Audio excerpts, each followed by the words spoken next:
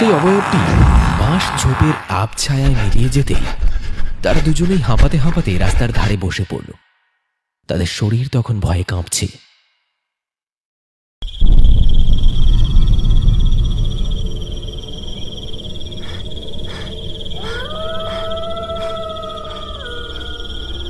কিরে পটল, এটুকুতে হাঁপিয়ে পড়লি নাকি? পা দুটো আর একটু চালা, আর একটু তাড়াতাড়ি হেঁটে আয়। বুঝলি তো, এই বাঁশ বাগানটা পেরোতে পারলে আর কোনো চিন্তা নেই, আর ভয় নেই। একটু জোরে পা চালা। আর পারছি না কাকা, সত্যি বলছি, পা আর চলছে না। সেই দুপুর থেকে পেটে একটা দানা পানি পড়েনি। খালি পেটে কি করে পা চালাবো বলো তো?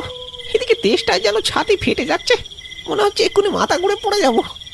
ওরে বাপ, আর একটু হেঁটে আয়, আর একটু কষ্ট কর, পাটা একটু চালা। দেখবি এক্ষুনি বাড়ি পৌঁছে যাব। তারপরে গিয়ে পেট ভরে ভাত খাবি, কেমন? আগে তো ভালোই ভালোই এই ভয়ঙ্কর বাঁশ বাগানটা পেরোয়। দিন থাকতে থাকতে বেরোলেই ভালো হতো। তারপর ঠান্ডাটাও বেশ পড়েছে, চারিদিকটা কেমন যেন অন্ধকার হয়ে আসছে।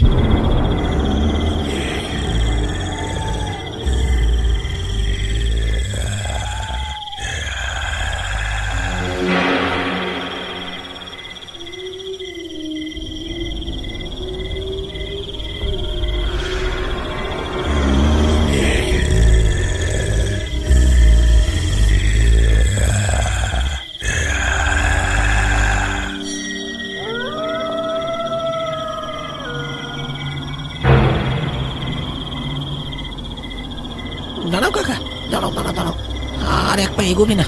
কেন রে, কি হলো আবার? এই ঠান্ডাতে দাঁড়িয়ে গেলি কেন? ওই দেখো কাকা, সামনে তাকাও। কে একজন যেন দাঁড়িয়ে আছে, একদম নড়ছে না। এই রে,